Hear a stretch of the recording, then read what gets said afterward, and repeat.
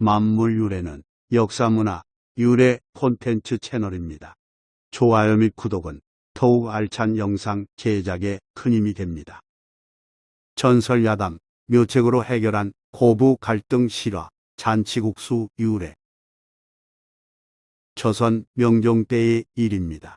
윤진사는 턱을 괴고 앉아 깊은 한숨을 쉬었습니다. 아버지가 돌아가신 후 고부 갈등이 더욱 심해졌기 때문입니다. 나름대로 양쪽을 중재하려 노력했지만 아무 소용없었습니다. 한참 생각에 잠겼던 윤진사는 이윽고 아내를 불러 속마음을 털어놓았습니다. 가정 불화는 가정 파탄 원인인데 어머니가 돌아가시면 갈등이 해결되겠지만 아직 기운이 좋으시오. 그렇다고 병이 나기를 바랄 수도 없으니 부득이 불효이지만 70 노인이 그만 사셔도 원통하지는 않으니 차라리 밥에 약을 타서 빨리 돌아가시게 하는 게 좋겠소. 다만 병원도 없는데 갑자기 돌아가시면 의심을 살 게 분명하오.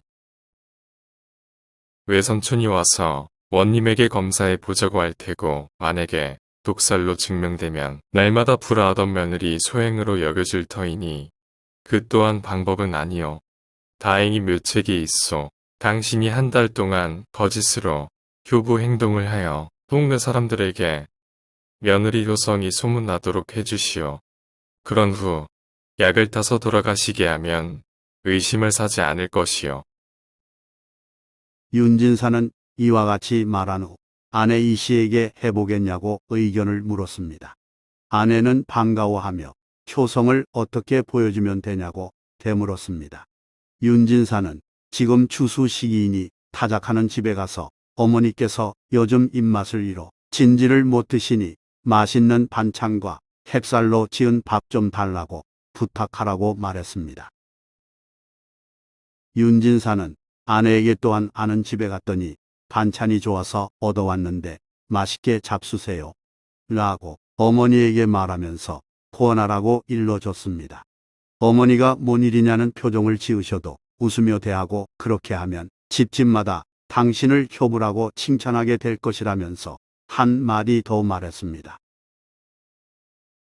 내가 생밤 한 마를 사다 줄 테니 그 밤을 매일 10개씩만 밥에 쪄서 두었다가 아이들 모르게 밤에 어머니에게 드리면서 잡수시고 주무시라고 말하시오.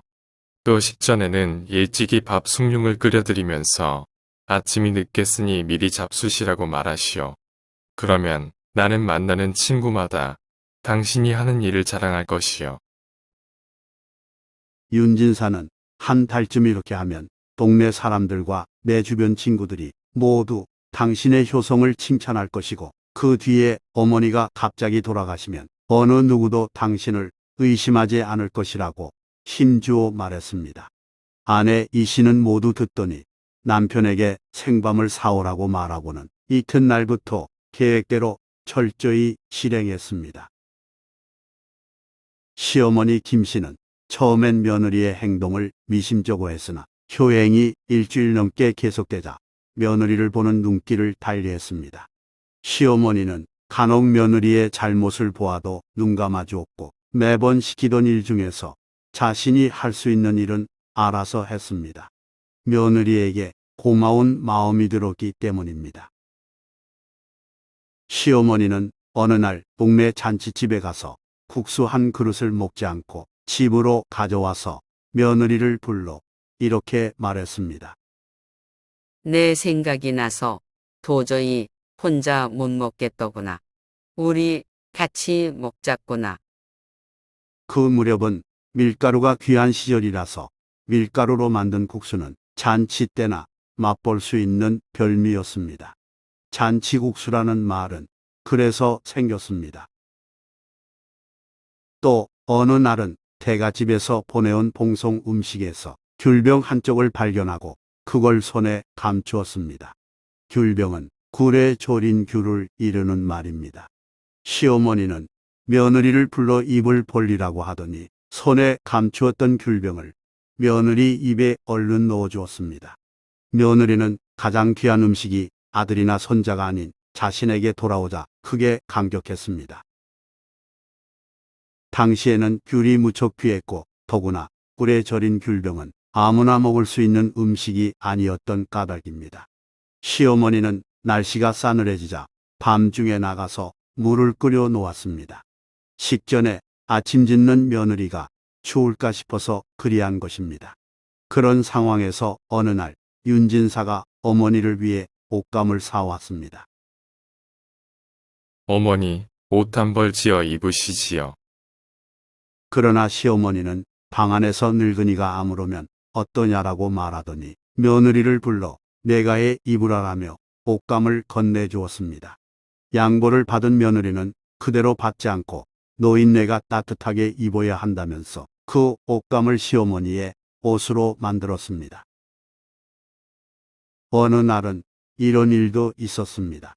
아침 일찍 김장을 준비하고자 저고리를 입던 며느리는 두툼해진 옷을 보고 마음이 뭉클했습니다.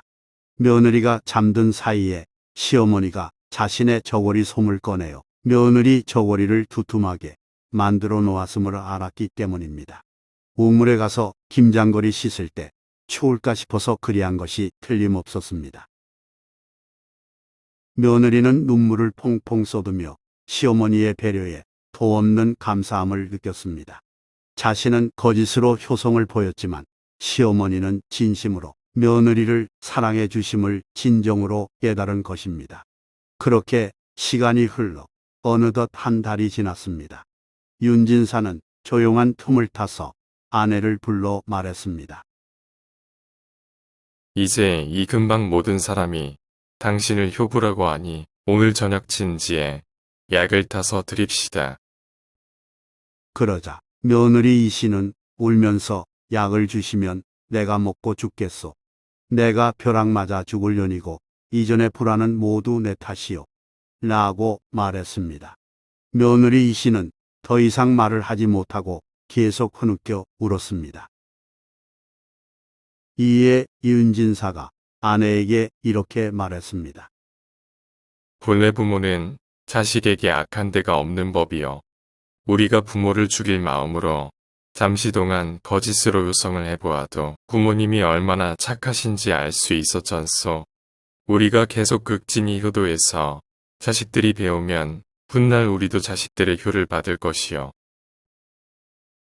아내 이씨는 남편의 말에 고개를 끄덕이면서도 눈물을 멈추지 못했습니다. 이후 며느리 이씨는 진심 어린 마음으로 시어머니를 잘 모셨고 시어머니 김씨 역시 며느리를 끔찍이 아껴주었습니다. 고부 갈등을 해결한 주인공 윤명선은 33세 때 알성문과에 급제했고 예조정랑과 양주 목사를 역임했습니다.